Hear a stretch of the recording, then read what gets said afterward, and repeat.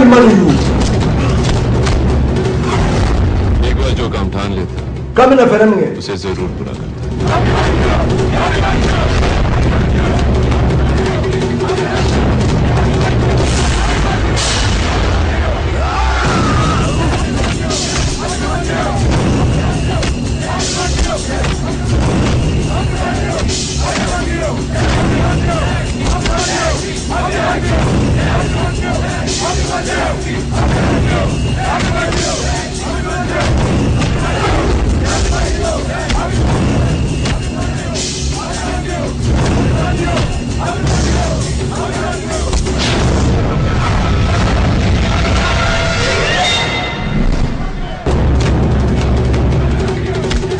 Abimanyu amepara ke Baba Shuganda. Abiyala nobe Italy, America, Allemagne. Gaya Afrika sola di kodwa.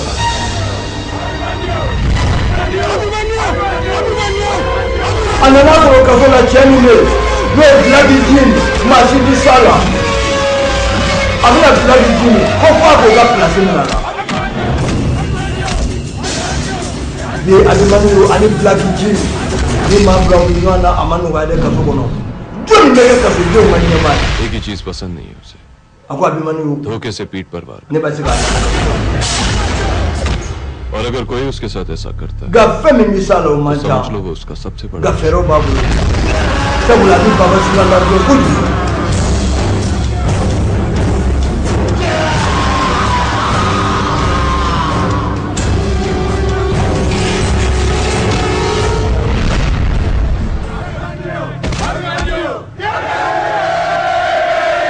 Abhimanyu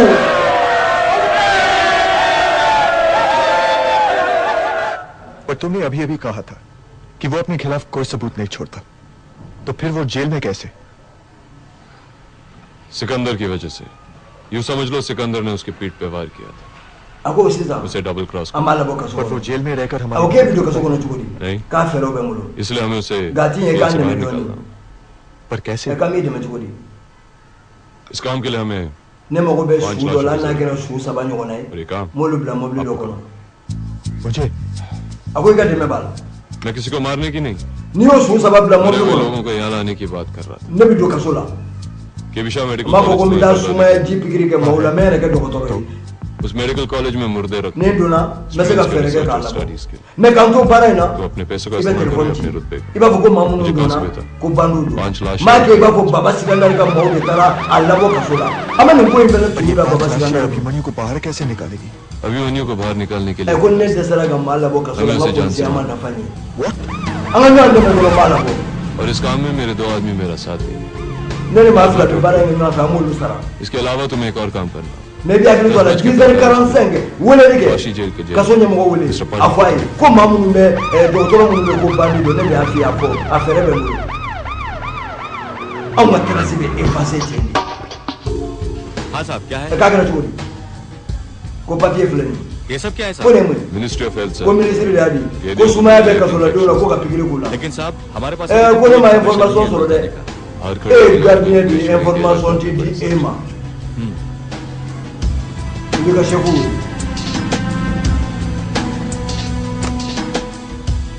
हेलो हाँ साहब को से को doctor do bi ane ministry से को telefon dia हेलो हाँ जेलर साहब ai wa ko ka sunya ma बोले हमारे पास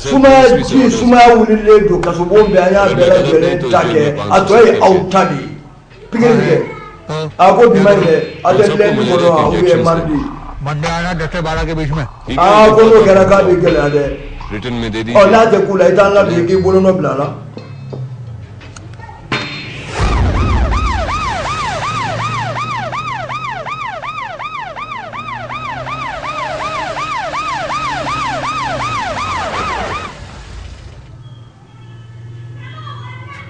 ठीक है को जा कसना जो है लेकिन हम मायूसा उसमें जो दोगा वो काया जो है ना ना पीर के आला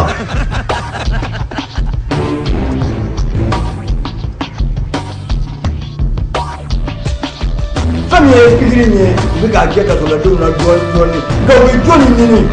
Abimanyu Karansa avec un air kono 10h45 wala ni ke ko do to mo me ka so la ko mala ngulu ndo अरे ko कल तो bandu कितनी बार समझाया मैं उस दिन, उसको भी उस दिन ना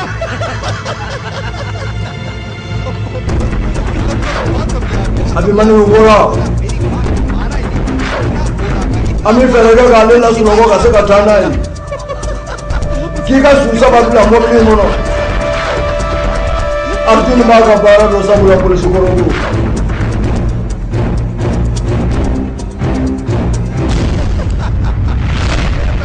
ni abi manu to ko la pigiri बेचारा रोता रहा उस दिन। हेलो जेलर साहब, इस वक्त आपकी ko do do mo me ko bi da pigiri ke ko do do te ko baba sigandar ka mo do ko bandu do जाके रोकिए उन्हें,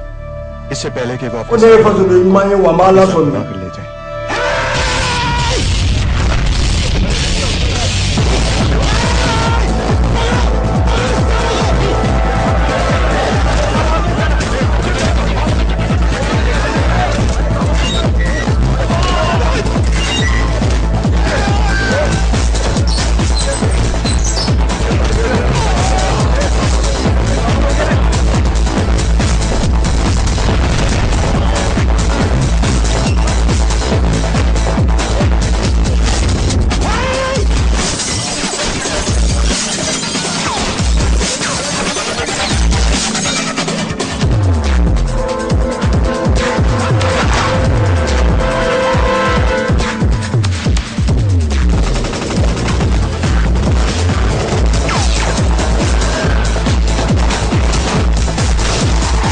Arjun, ay abi manu la ko ni jo na ga manu wa de.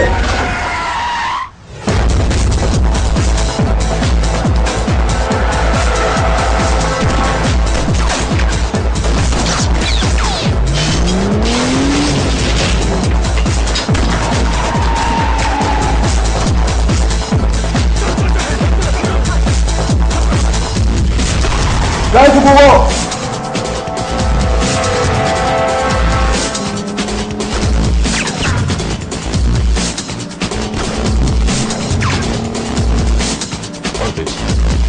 Vai brava.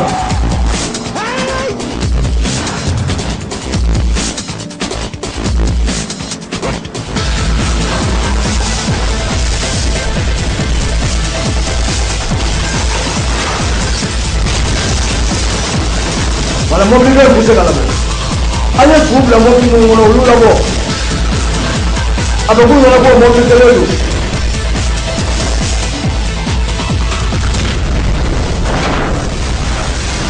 Wala poli ko mamu ma ko ga be busara kwali abi manu ya lu ku jo ma bonyo ala tinu wa suwe sabari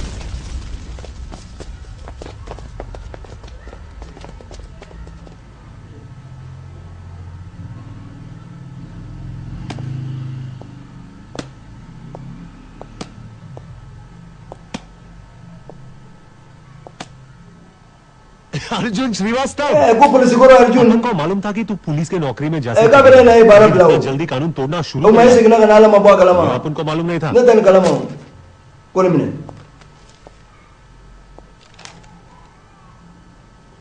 e journali e kono sara dead ko ne ka ba ko de पर अपन तो जिंदा ne है। fle ni la ऐसे पक करते रहोगे तो ago ai wa ai ko mi tun nai sara हे भाई गा अपन से दूर रखो, कोना man famu idanya fo mundu चक्कर क्या है? तू अपन को मार के जिंदा करने को लाया? ni ai ka fo ya ka ko ne sara kan nya na mabla ko do de be मैंने तुम्हें यहाँ पर काम के me लिए be gibla bara la तो ऐसा बोलना, bara jume सिगरेट है क्या? ida sigara zikile ni ngo mi folo ne ke bena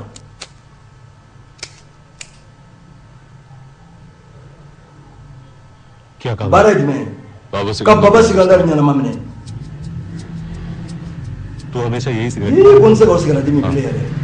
de mo mi woni baba sigandar ma su ko mi na kuma de ko jana mamne o mai den fa तेरी तरह उल्टा सीधा बात करना शुरू कर दूंगा। ah उल्टी नहीं ko ko ni me so ku sai ma de एकदम सीधी बात iban de me ka baba sigandar mine हमारे साथ ika to ɲɛnamaya la an k'i bila ka taa jamana jan dɔ la देश में ou bien an k'i lasegin i bɔra kaso jugu min na k'i bila ka taa yen i ka t'i ka ɲɛnamaya tɔ kɛ n'i dun y'an dɛmɛ nafolo mugu bɛ tila ka d'i ma tuguni i bɛ taa fili kura kɛ बताना होगा कि तुम मरे baba Sikandar ye dimi min don i la i bɛ tila k'o fɛnɛ bɔ या बाबा i bɛ kaso de ta या बाबा ko ne kɔni tɛ kaso ta o jail में जिंदा रहेगा n bɛ kaso si dɔn min bɛ o rail में ne bɛ kɛnɛmana ta तुम्हारी मर्जी awa n'i sɔnna वैसे तुम्हें इस काम के wari dɔ bɛ yen an b'o d'i ma मांगे पैसे मिल सकते थे parce que foyi tɛ yen ni nafolo tɛ bi कितने ko joli 50 lakh ko n bɛ miliyɔn 5 50 di ma lakh? ko miliyɔn 5 ye wari ye yan बस o dɔrɔn तो तुम्हें e कितने yɛrɛ bɛ fɛ joli ka d'i ma 1 crore a ka da kɛ 10 ye ko an b'o d'i ma jɔnni ko k'a b'a di e wa मिल जाएंगे n b'a d'i ma ko ala ko ye mɔnɛ don n yɛrɛ la nafolotigi de ye karanisa बाप ne का bɛ miliyɔn ta minɛ i bolo yan i fa sa de yan miliyɔn 20 kɛ 50% advance miliyɔn 20 i bɛ tilancɛ di yan sisan n b'o bila n kun ए भाई वो सिगरेट देना यार sigarɛti di yan sisan n bɛ se k'a min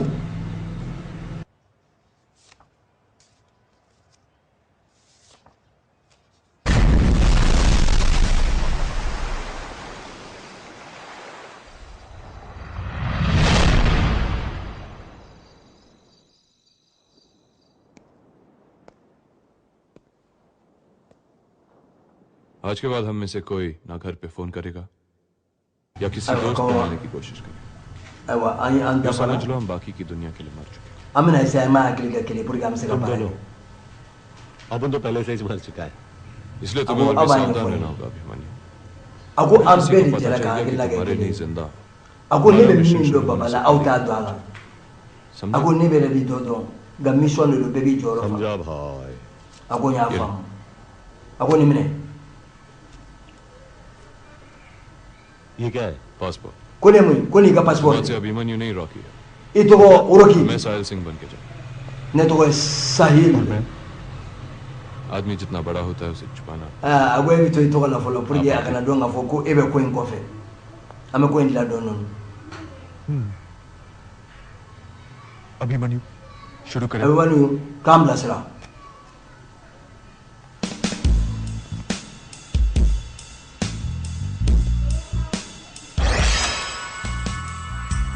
Sikandar की दुनिया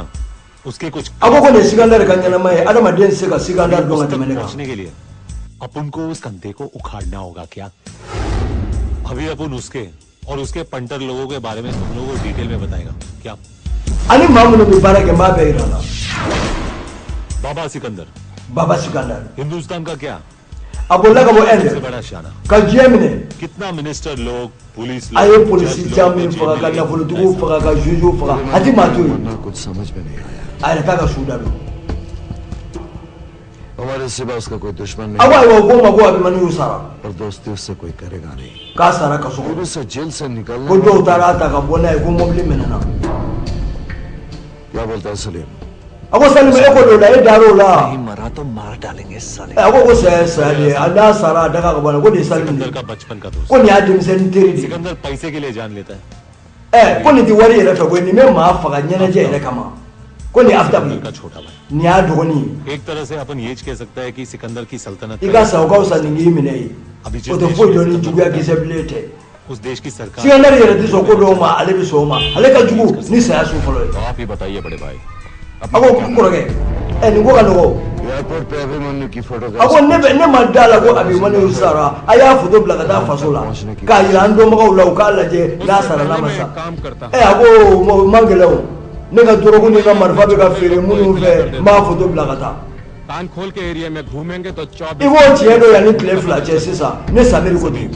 a ko nin ye Samiri de ye Sikandar का सबसे nin छोटा y'u ka lagare de ye Venice में रहते हुए भी nka n'i ye nin maa fa nɔ ye जिंदगी से i t'a bila i kun na k'a fɔ ko lagare हमारी don इंफॉर्मेशन के मुताबिक इस वक्त awa k'i da b'i ka information ninnu bɛɛ lajɛlen na a ko ne n'u ye san joli kɛ baara la okay guys a ko a bɛɛ jɛlen don हमारा अलग होने का वक्त आ गया a ko wa an bɛ se k'o sɔrɔ min 3 दिन बाद हम सीधा a ko an bɛ taa Venice Venice Mind blowing. k'an bɛɛ bɛ ɲɔgɔn sɔrɔ Venice journaliste muso miso Angeli gambe ka Venice Venice du bebe baye Venice ben du bebe avec Italie avec Europe fait avec mani yo côté ko ni be shangar baba ni ki gata Venice ale reke me ki yere ke oro ki ya on play Venice avec Italie on me ta baba ni बाबा ने तुम्हारी बात ना मानी तो o gamna fere di menge sa ka baba yi awone bi baba ka ko bela हर ji बड़े आदमी की तरह उसको गॉडफादर बनने का शौक है ko ni nyona mo ba अपन जाते ही a उसका fere o काम de ka पकड़ cha लेगा। ga solo li mangele उसके तारीफ में चार amina bara inda mi ro mina ba fa और yi अपना गलती का माफी मांग लेगा ne daga wuli teri ne teri muso उसको बोलेगा o bi bara ka fe तुमसे दूर रह के अपन को एहसास na yo ye do bara तो क्या nyona चीज है या तो अपन को अपने गैंग में amo वापस ni लेने ni का sisa या ante ka तो bi da अपन को baba अपने ka हाथ से गोली मार देने का बस अब का विकेट साफ और तुम बाबा सिकंदर से मिलोगे कैसे? o gamna उसका da गर्लफ्रेंड है mu इनसे e ko ene Sonia asumo नाम है उसका। Sonia kama da Sonia no fe dance club में काम करती है वो ko be do ko bele bele ba do la उसका हेल्प के साथ अपन बाबा से मीटिंग फिक्स करेगा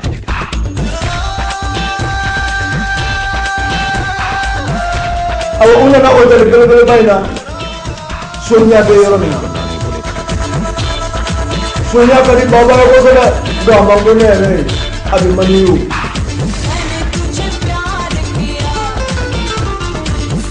ko je wo ale ka di ne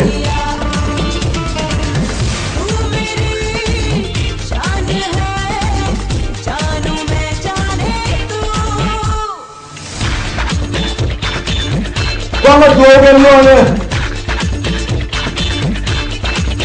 ko jera diga be me dinda ba ko kana mi ne se be duwa karina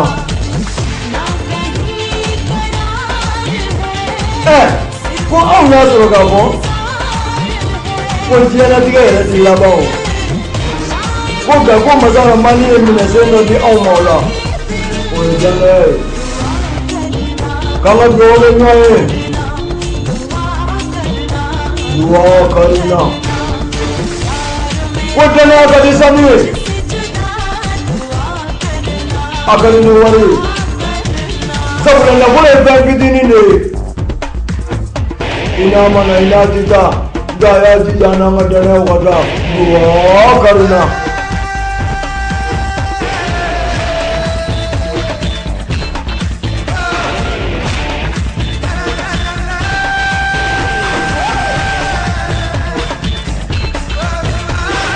ne ma ko Sonia ka mani baba Sikandar da Sonia abene abimani ro fede duwa karina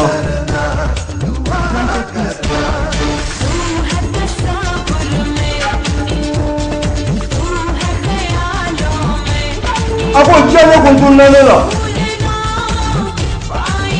yoro janya abe janye ba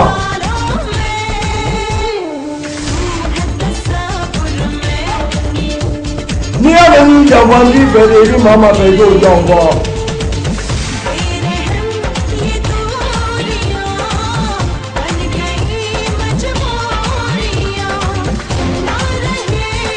ko ndamela wande bonji duwa karuna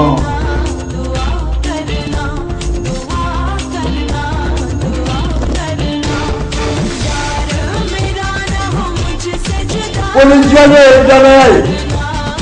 ko me ki yo puro mo ni mai duwa oke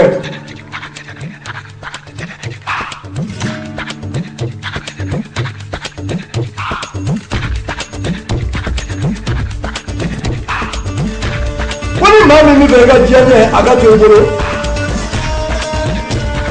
a ka kisi maaw tɔɔrɔ ma k'a ye ɲɔgɔn bonya a bonya k'i bonya fɛɛrɛ bɛ sigi kɔrɔ anw bɛ dugawu kɛ ɲɔgɔn ye bi n'a bi baba ɲɛna ko Sonia y'a ta ye a bɛ mani min ko k'a b'a don min fɛ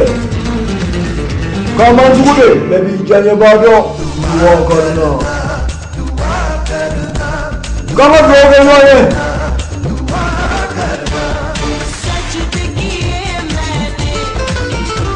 Quando ka foi kwa ni chete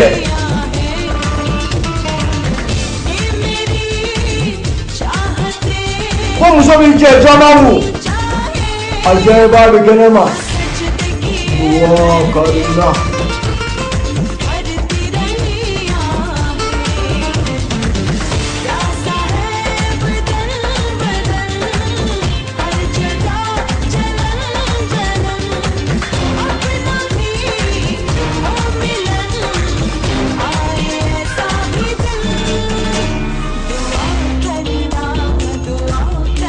ikali fama yi ne ke fala yi ala mun yana fiya sababu ya yo ga yo ko ni ko wala kala ke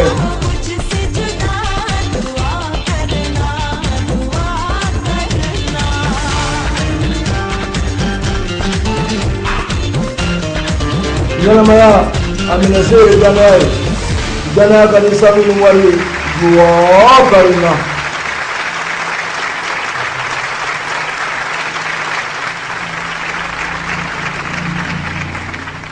क्या था मैं अब आपको मिटा नो फे अब से कांडे में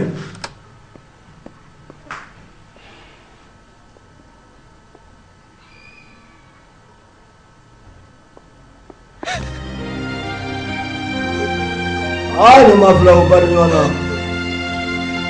सोनिया भी कसी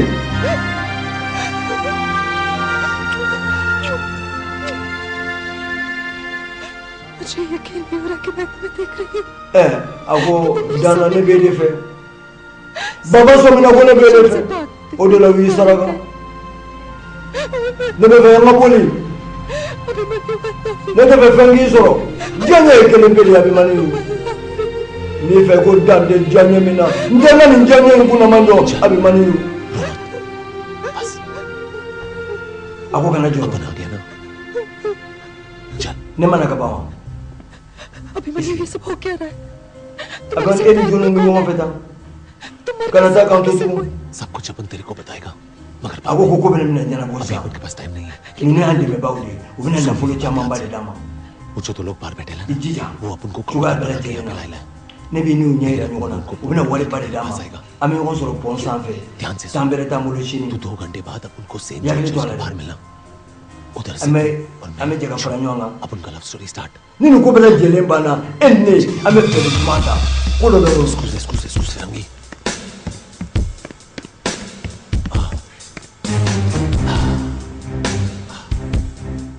ये साली बहुत मुश्किल ko ko bela jelen nyana aya वो famu तैयार है वो लेकिन बहुत पैसे मांगने लिए apere le luka andeme 1 lakh यूरो दिमाग खराब हो gai na fulo ni ne अभी ay kaka मिल जाएंगे ni muso nyen na fulo nyini ne ba di तू akan de me पैसा dro देना। अपन 2 घंटे के अंदर अपॉइंटमेंट फिक्स करके तुम लोग को ay na fulo di na fulo di muso ma muso ne bi so kan de me तुम मैं ko अंदर आने को नहीं कहोगे kala ta fonga do folo जाहिर है आपका पीछा ko mu कर yese italia आपके मिशन के बारे में Ako सब na कुछ biko. जान के ne bi ka miso mbabe kalama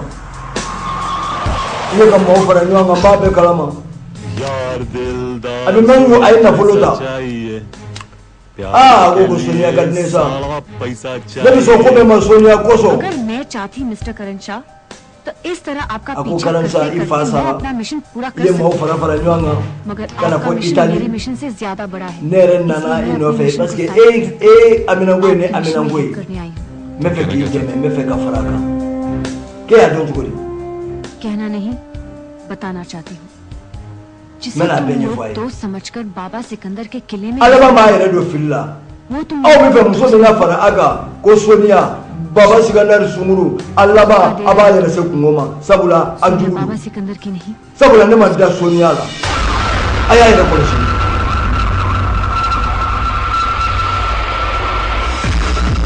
a photo fila mu abi mani mo boni sonia ka ma ka kana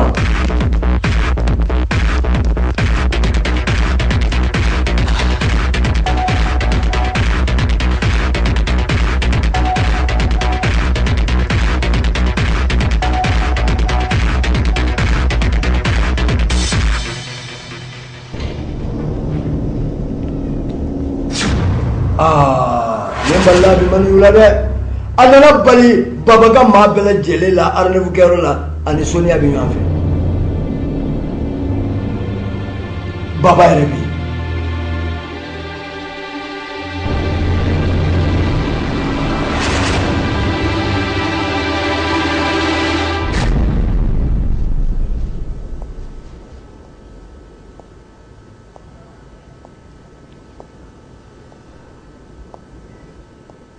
यहाँ आने की दो ही वजह हो सकती है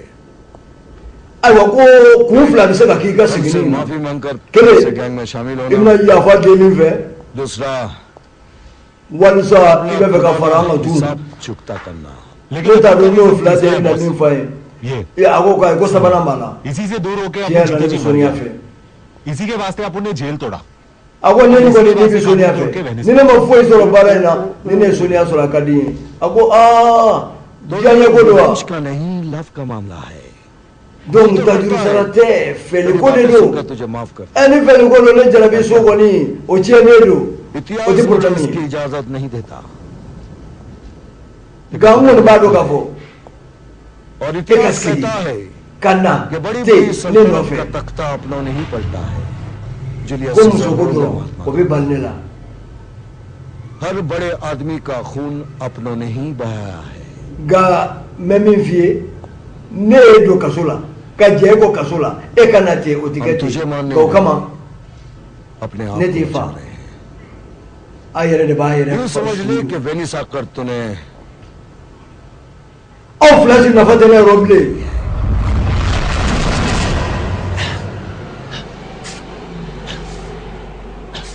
aw di salim ma ne y'a denmisɛn teri ye a ko a kana nin dingɛ in se ka dugu yi a yɛrɛ de su bɛna don a kɔnɔ ale ma fɔ wa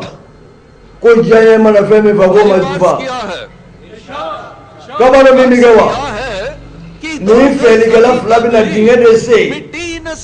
an b'u fa wa u ti jufa an b'u sutura yan a ti foyi k'u la u bɛna sa diɲɛ ɲɛ tɔgɔ la o ka di u ye foyi ti b'o la k'u su don a ko kelen kɔni bɛ yen hali k'an faga n b'o fɛ i ka ɲɛnama su don o ka di n ye ɲɛnama su don na n bɛ tɔɔrɔ kojugu बड़ी बेसब्री से अपनी मौत का इंतजार कर रहे हैं। a ko k'a yɛrɛ pɛrɛnlen don saya kama koyi o ti baasi ye araside i ka marifa labɛn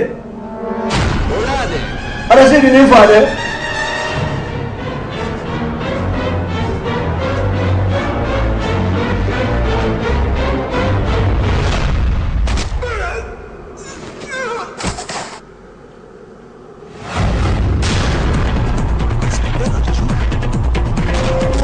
Inspector Arjun Abimanyu a kelen fɛ u n'an jeli bi ɲɔgɔn fɛ Karansa Société Cantilane Salfege Karibu Baba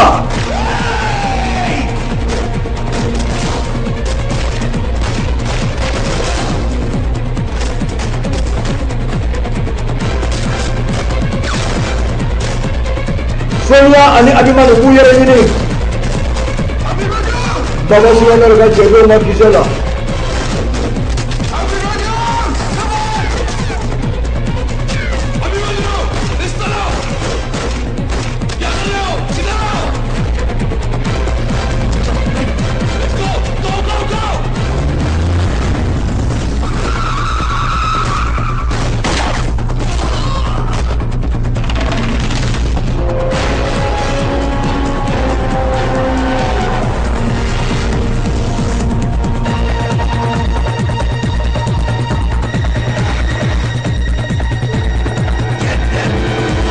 Baba Sumaner a taa kun fɛ a ye Abimanu ye a sigara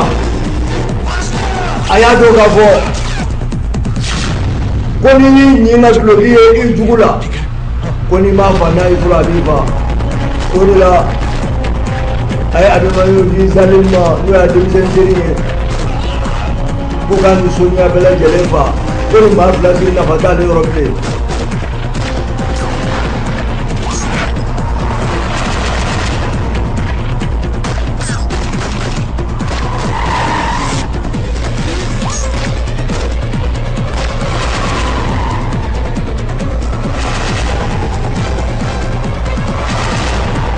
ni cɛ ka kelen bɛɛ b'a dɔn k'a fɔ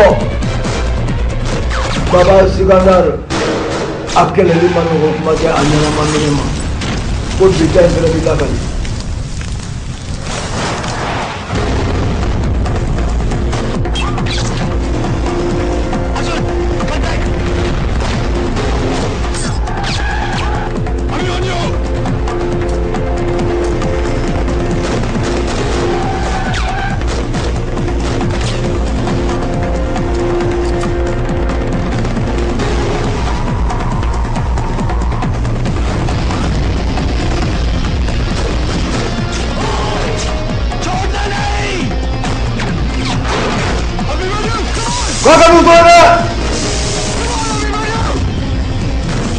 Kita dapat menemukannya apa nak?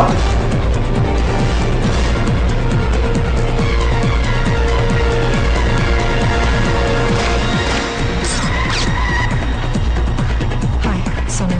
Priya. Kena tunggu Sonia ni, kena tunggu Priya.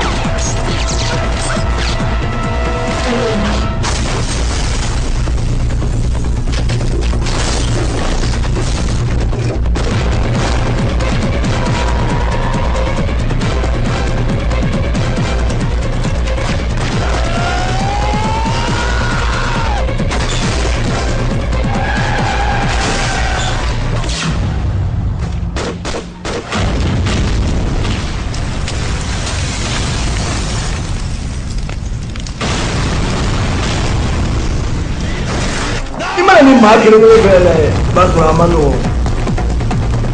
Baba Sikandar a ye dɔ kɛ nin bɛɛ la Inspecteur Arjun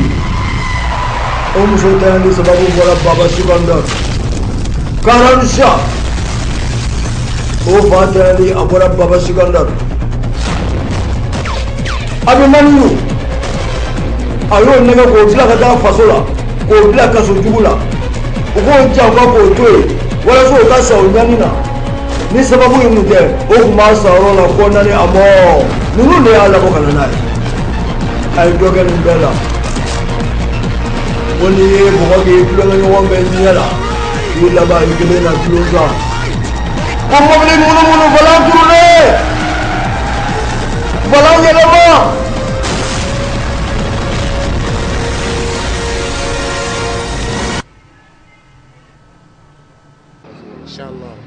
ayiwa Zumana ne yɛrɛ nisɔndiyara sabula ɲɛ bɛ i ka denmisɛnw na fantan naani bɛɛ lajɛlen na ninnu bɛɛ lajɛlen u bɛ baara kɛ hakilina jumɛn b'i la i ka nin denmisɛnninko ninnu na. Komi mɔgɔ n'i bilala baara la mɔgɔ kelen bolola baara ye kelen bolo tɛ se ka bɛɛ kɛ donc denmisɛnnin dɔw bɛ an bolo an ye minnu jo n'u bɛ se ka munumunu ka baara kɛ u yɛrɛ ye cogo min na quoi ninnu denmisɛnnin caman filɛ nin ye caman filɛ diplôme b'u bolo. A dɔw tilala kalan na a dɔw fana bɛ yen nɔ olu ma ɔkɔli yɛrɛ kɛ mais caman bɛ yen nɔ u bolo joona sisan nɔ donc baara kɔni n'i b'a la i kan ka mɔgɔ wɛrɛ fara i kan walasa i ka don n'a nataw la i fana ka se ka nɔ bila mɔgɔ wɛrɛ ye quoi voilà o de don an ye denmisɛnninw caman ta k'u former quoi voilà. Ayiwa o kama sa o fana kɛra nisɔndiya ye o kama o denmisɛn minnu filɛ nin ye an bɛna kelen ɲininka a fana ka se ka fɛn dɔ fɔ an ye an bɛ se ka min faamu n terikɛ i ni sɔgɔma tɔgɔ ni jamu. Ne tɔgɔ Isa Watara. Isa i Watara. Ayiwa Isa aw bɛ baara la an ni Zu bɛ ɲɔgɔn fɛ ka taa aw daminɛ la ka se bi ma nisɔndiya ni wasa jumɛn b'i bolo n'i bɛ se ka min fɔ an ye ni an filɛbaaw bɛ se k'a ta. Ne bɛ Bamakɔ n'a lamini jama bɛɛ lajɛlen fo. Bɛɛ lajɛlen y'a mɛn. Zu tigɛna an ka patron don. Kosɛbɛ kosɛbɛ. Depuis anw ye baara daminɛ Zu bolo tiɲɛna a kɛra nisɔndiya ye a kɛra bonya ye. Kosɛbɛ. Zu a bɛ se a ka baara la tiɲɛ yɛrɛ de la a y'anw kalan ni kɔnɔnajɛya ye nin diyara an ye trop. A tila ka Zu fo puisque nin bɛ dɔ bɔ chômage la Zu bɛ denmisɛnninw kalan i yɛrɛ ɲɛ bɛ jama na a b'anw kalan ni kɔnɔnajɛya ye ni Zu ɲɔgɔnna caman sɔrɔla Bamakɔ ka fara nin kan tiɲɛna a bɛ dɔ bɔ chômage la yɛrɛ ni kulonkɛ n'a waati don sɛbɛ n'a waati don anw kɔni an bɛ kulonkɛ kɛ yan cogoya min ka d'anw ye an bɛ sɛbɛ fana kɛ ni an bɛ Zu fo ni nisɔndiya ani bonya ani karama yɛrɛ yɛrɛ ma fi kamale atite mani ngafio ayo abela jele ni sa ka fo mame meseka ni na nyona ke ka cha ala demisen benna mi dematige demisen benna mi masaw jigida le maka agara sababu ya demisen benna muntla la kala na barako ogela lelo e ba fo ay mi fo ama fo ni chete ni nyona chara femi anga jamana nye barako agela juko na bibele ba bola o me foli de ke ka do belelo ba ke ko Allah taala aga gardige belelo ba di on ni zumana ma ni zumana balma na sinyo bela jele ni ngwe awga so madai anye bara nyuma min soro ka ta ka di awma zumana ani abalma na ka bara nyuma bela jelena ni o plombe ame foliga jou ame do ok kuma kan laba min bi bolo ka lase ibiso ko fo ani foliga min bi bolo do ibiso ko fo way bo kuma kan lama yi ka ala fo ka bargada anga dumzonu yere fo parce que ni ame nyemro yi komo klinu ni soro donc ni fana yi mo koloni soro mo mun koloni lui abi ga nyemro jay bolo ya yin lafiara bon fana ko mo mun soro kera mo kolonu yi donc me befu on ka be do kramato ana ageto benga sallallahu muhammad anyo do fo femi zumana ye amada plombier ni électricien doroma ni ata ga laje anga bara mise minen chamambe ni ko olu soro aga chala ni zumana nyanye kaba olu fene onoga ledo aywa kamane no bambulo koro abina atogoni ajamu fo anye aywa femi o kengalere minen nu alebu togo don ko sobe aga chala ni bela jele mi soro abolo ni sara fadira suguda le bayre soro ga mentigila on fo tigele ene sogoma awan sugoma sumogo kon baste torose awa ma ere togoidi Hamadi Fofana aga chala ni mami wulla kengalere minen no fe zumana ka rola ane ebi nyanye aywa ebise ka feno fanye minemi soro kadi ebolo ani kata se iyere ka numero fenme ni bela jele abe jou aga baraka dra konnana papa minan chama ngoni aba ambula no na mo go jora minam na ka chala fa bina sura no ampulu wala kontagu wala brizu wala disjoncteur wala suganteur wala ni bela jele bala on be bala jara ni ayo fena ki ta ka bala femi école donga mine o ba folu ma ko fourniture o école de mine o bela jele fena bi so bolo do e bi se ga olu do fo parce que nyebe louvre do li bolo ka se ko louvre fela chuka fo ni bon ye louvre nan bolo c'est yawo ne français 9e français de ni ne français 9e yawo ni anglais ka ta anglais damne na fa laba o bela jele men ka ta se kayuma ani kombawo abela jele bi soro abel soro na la gaje no jara ko jugo o kama wele kan laban me mi bula ni foli kan mi bula amadi Fofana e ka se ko di aywa anga se ko mani foli kan mi bula ka di e ka patron ere mano e sumana tigana papa ne bela jele fo ka kla ka jouer fo ka foro kan jara ni aywa abela jele mbora ka e ka fo ko sumana barakela do faso de nyumando mami meni nyogona ke aywa anda fe dugo bela jele abado ka fo ko fourager amanogo abolu do kata se électricien mani o ye kurango ye abolu do femi kengele de fa ofa ni ma ko seroma aga chala amadi Fofana ni no nyanye o fele be nyala bo amadi ebise ge ka telephone numéro ere ebise ko ditari numéro jumembi bolo ebise ka mindi wala sa ni mami mo ko be ni minen nuna abise ka wuli ka jogo papa numéro de 75 05 23 01 Orange Maltel 69 02 43 84 aga jala ni o numéro nu wele feme kanale re bolu soro angoni ame duwa de ke ame senga duwa bele bage wala ka zumana nyona ni nga chaya wala sa ango jamana yi abise ka sanaile ni ngo soro aga enu ke do papa kamara ame duwa ga nyoy ko ga ambe anyo ngore ma अरे भंग का रंग जमा हो चकाचक फिर लो पान चबाए खई के पान बनारस वाला ओ खई के पान बनारस